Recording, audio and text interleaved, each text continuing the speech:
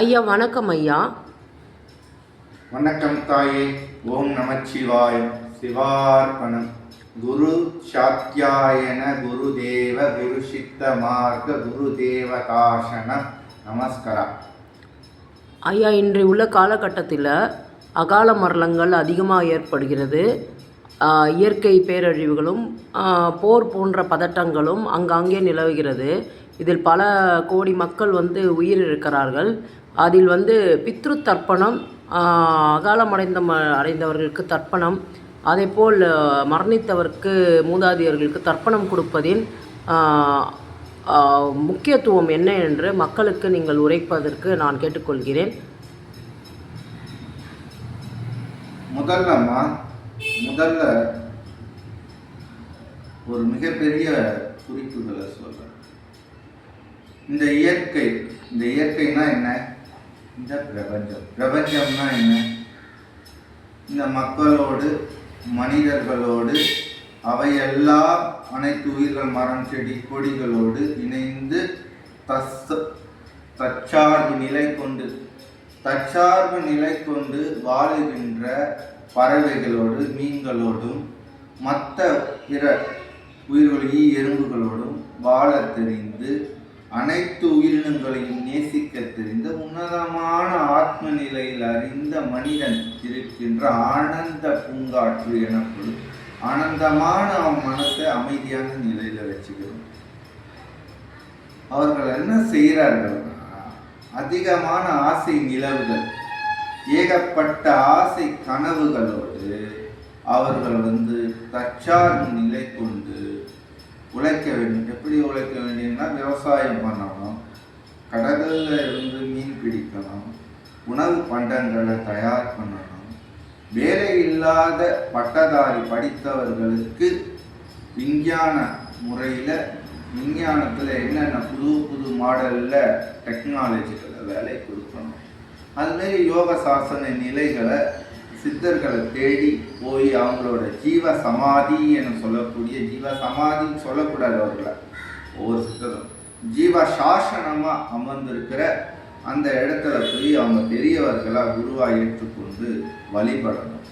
இது மாதிரி தற்சார்பு நிலை கொண்டு மக்களோடு மக்களாக இணைந்து அன்பும் பாசமும் அரவணைப்பும் பரிபண்பும் செலுத்தினா இந்த இயற்கை பேரழிவுகள்லாம் வராதுமா. நம்ம எப்படி நல்ல எண்ணத்தில் நேசிக்கிறோமோ, நல்ல எண்ணத்தில் சுவாசிக்கிறோமோ, அதன் எண்ணமாகவே இருந்து இயற்கையோடு கலந்து சூரிய மின்காந்த ஒளிகளோடு துகள்களாக இருந்து நம் ஒரு தேக துளிகளாக, ஆற்றலாக, இயற்கை சக்தியாக நம்ம வாழ முடியும். இதுதான் இயற்கை பிரபஞ்சம் கொடுத்த மிகப்பெரிய உன்னதமான படைப்பு, மனிதனின் உள்ள படைப்பு. இதில் அகால மரணங்கள் ஏற்படுவது காரணம் சொல்லிடுறோமா? ஆசையை திறந்துக்கிட்டு ஆணவத்தோடு நான் தான் அனைத்திலும் பெரியவன் என்று பணம், காசு, புகழ் அனைத்தையும் பெற்று நம் வாழுகின்ற வாழ்க்கையில இன்பம் துன்பம் இரண்டையும் கடந்து நம்மளுக்கு 100 வயசு தான் இளமை முதுமை என்ற காலத்துல இருக்குதுன்னு சொல்றாங்க. அதுக்கு பட்டினத்தார் சொல்றாரு, முற்றுடம்பை, அதாச்சும் முற்றுடம்பை மூச்சுக்கட்டு முடிகளெல்லாம் பேச்சு விட்டு நற்றத்தெரு வீதியிலே நமச்சித்தம் தேடி செல்லு. கற்றத்தெறி குப்பை பையும் நாருமிடா உடம்பும் தோளும் கரித்தோல்மார் பூசிக்கொள்வார் காமமல்லா வெறித்தோல் இல்லை. 8 திசைகளும் ஏளன பார்வை பட்டு பட்டு சுட்டு சுட்டு பட்டான் சுட்டு விடுகட்டு பகல்விழியெல்லாம் பார்வையிட்டு இட்டும் சாம்பல் பூசி தவம் செய்தேன் என்னப்பன் சிவனை தேடி விட்டு விட்டு மாயையெல்லாம் விலகி செல்லட்டும். இது இந்த குறிப்புகள் புக்கில் எல்லாம் இருக்கிறது, அழிஞ்சிச்சு. இது பொருள் விளக்கம் நான் சொல்கிறேன்.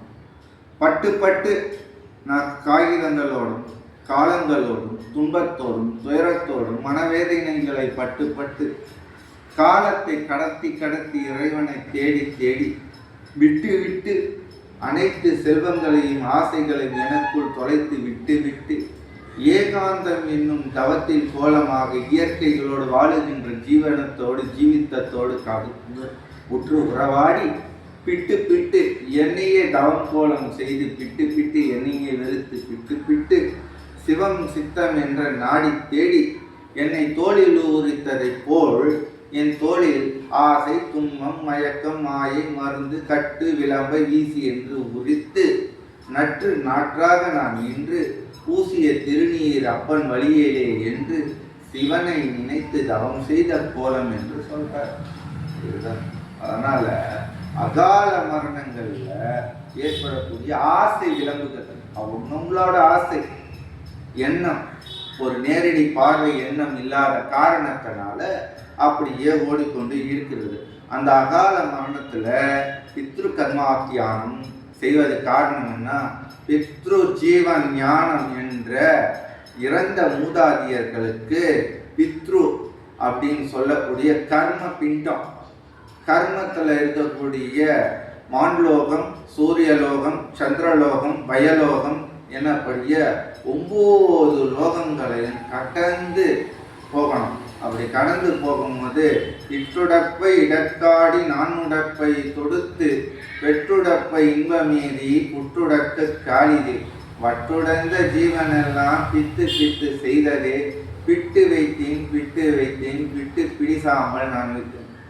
பொருள் விளக்கம்மா, இட்டு வைத்த மாயமெல்லாம் இடுகாட்டில் சுடலை சேர்ந்து பட்டுடுத்திய ஆசையெல்லாம் பகல் வேஷம் நாறிவிட்டு இட்டக்கை தொட்டக்கை ஏதும் இல்லாமல் அனைவரும் மக்கள் எல்லாம் அழுகை குமரலிட்டு தொட்டு ஆசையெல்லாம் போக்க அவர்களுக்கு ஆசை பிண்டமாக வைத்து முக்தி மோட்சம் என கொடுக்கக்கூடிய பித்ரு தர்பாரண்ய பித்ரு சாண பித்ரு ஜீவ பித்ரு அமூர்தின்யம் சொல்லிட்டு கடற்கரை கங்கையில வச்சு சூரிய நிவர்த்தியம் செய்யணும். இப்படி சூரிய நிவர்த்தியம் செய்யும் போது பித்ருக்கள் அதை ஏத்து காக வடிவில் மரங்கள் அந்த பித்ரு தோஷ நிவர்த்திகளை செஞ்சு அந்த தலைமுறையில வாழக்கூடிய பிள்ளைகளுக்கும் அந்த தலைமுறையில் வாழக்கூடிய மக்கள்களுக்கும் அந்த தலைமுறையில் வாழக்கூடிய மூதாதியர் உறவுகளுக்கும் அவர்கள் எண்ணத்தில் இறந்தவர்களோட தோஷ நிவர்த்தியை கழித்து அவர்கள் என்ன சொத்து சுகங்களை சேர்த்து வைத்து வாழ்ந்தார்களோ அதை புண்ணியமாக இத்தலைமுறையில் உள்ள மக்களுக்கு அதன் சொத்து வாயிலாக அவர்கள் கூட்டுக்குள் இறங்கி வாழுவார்கள். இறந்தவர்கள் இறங்கி அவர்கள் ஆன்மாக்களோடு ஒன்றிணைந்து அவர்களாக வாழ்க்கை நடத்துவார்கள். மீண்டும் ஒரு பிறவி எடுப்பார்கள். பிறப்பெடுத்து பித்ரு கர்மாத்தியானத்தை செய்ய வேண்டும். ஜீவ அர்ப்பண பித்ருவை செய்ய வேண்டும். மந்திர உச்சாடனங்கள் உண்டு. ஓம் பித்ரண்ய பித்ரோதயன நவம் ரேதயக்ரு பிதானம் ரதயோஷன பித்ரு ஜீவனவதே கங்காதன போஷித கங்கே கங்கசன புதோ நமத்யம் பித்ரோதயன ஜீவன அமுர்தம் ரத நரமசி மசூசி நிவதம்ய ஜீவஜோதிஷித்யோம் தேவஜோதிஷித்யோம் நவவேதகணமதே ஆசன வித்ரு தேவன வித்ரு பஞ்சன வித்ரு பஞ்சாட்சணமதே. இதுக்கு பொருள் விளக்கம் சொல்றாங்க.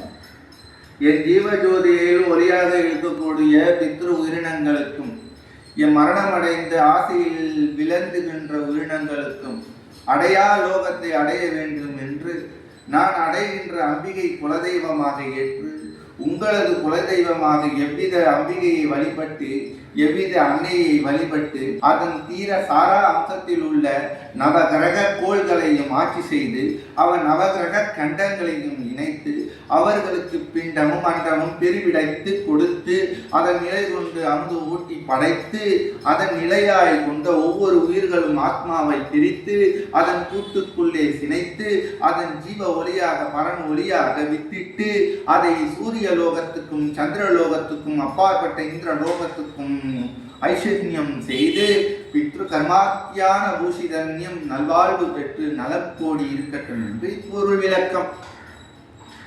மந்திரத்தின் பொருள் விளக்கம். நன்றி ஐயா.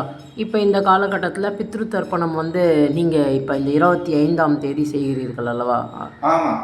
அனைத்து மக்களுக்கும், அனைத்து கோடான கோடி மக்களுக்கும், அனைத்து பிறப்பெடுத்து பிறவி நோக்கம் அறிந்து பிறவி எல்லா வாழ்வு வாழும் அனைத்து உயிரினங்களுக்கும், சமீபத்தில் ஏற்பட்ட மரணகண்ட யோகத்தில் இருக்கும் மரண சாசனத்தில் விளங்கி வருடம் வரணம் கொண்ட புலம்பாசின்ய காலத்தில் இருக்கும் அனைத்து உயிரினங்களுக்கும், மரணத்தால் வம்புளித்து மரணகண்டம் ஏற்படுத்தி மரணப்படுக்கையில் இருந்து எழுந்திய தீயில் கருகி எழுந்து விளிம்பில் எழுந்திய அடங்கை குடித்த விமானத்தில் ஏற்படுத்திய விபத்துக்களுக்கும், அனைத்து சாரா உள்ளங்களுக்கும் சார்ந்த உள்ளங்களுக்கும், அனைத்து உயிர்களுக்கும் உயிர் பிரிந்த தேகத்தில் இருந்து அவர்கள் சார்ந்த உள்ளத்துக்கும் சேர்த்து அனைவருக்கும் பித்ரு தர்ப்பணம் செயல்படுத்தப்படும்.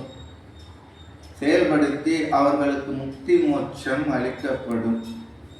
வேற என்னம்மா கேள்வி கேட்கலாம்? நன்றி ஐயா. இப்போ இந்த காலகட்டத்தில் நீங்கள் வந்து செயல்படுத்தக்கூடிய அமாவாசை, ஆஷாட அமாவாசை அன்று பித்ரு தர்ப்பணம் செய்யப்படும். அதே வந்து சித்தர் வழிபாட்டில் செய்யப்படும். இப்போ அகத்திய மாமுனிவர் இருக்கிறாரு. பித்ரு தர்ப்பணத்தை நீங்கள் சித்த முறையில் செய்கிறீங்கன்னு கேட்குறீங்க. எப்படி செய்வது சித்த முறையில்?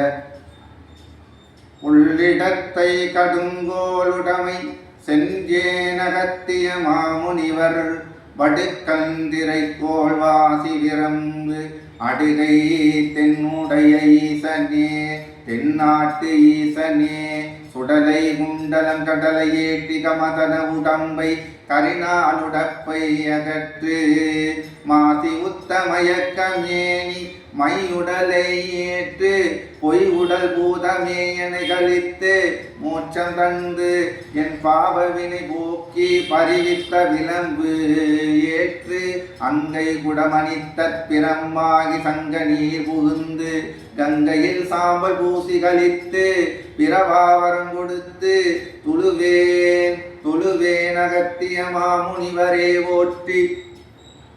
நன்றி ஐயா. நன்றி. விளக்கம்: கடற்கரை கங்கை வீசி அங்கம் சங்க அறுத்து பிறவா வரம் நான் கேட்டு பாவம் செய்த பாவ கணக்கை முடித்து புண்ணியத்தின் நிழல் கொண்டு இந்த பூத உடலை பிரித்து சாப உடலை பிரித்து ஆசை உடலை பிரித்து உனை நான் குருவாக ஏற்று ஈசனே ஈசனே இன்புற்று நாதனே பார்வதி பரமேஸ்வரனே உனை நான் வணங்கி தென்னாட்டு ஈசன் என்று போற்றப்படும் தென்னாட்டு கைலைநாதன் அழைக்கப்படும் அகத்திய மாமுனிவரை குருவாக ஏற்று பணிந்து திருஸ்தாலம் அணிந்து நான் சித்த மார்க்கத்தில் இந்த லோகச்சானத்தில் அனைத்து மக்களுக்கும் இறந்த அனைத்து ஆத்மாக்களுக்கும் முக்தி மோட்ச நிலை பரவச முக்தி தியானம் கொடுக்கப்படும்.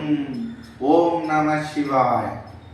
நன்றி ஐயா. மீண்டும் ஒரு காணொலியில் நாளை சந்திப்போம். நன்றி ஐயா. அப்படியே ஆகட்டும் தாய்.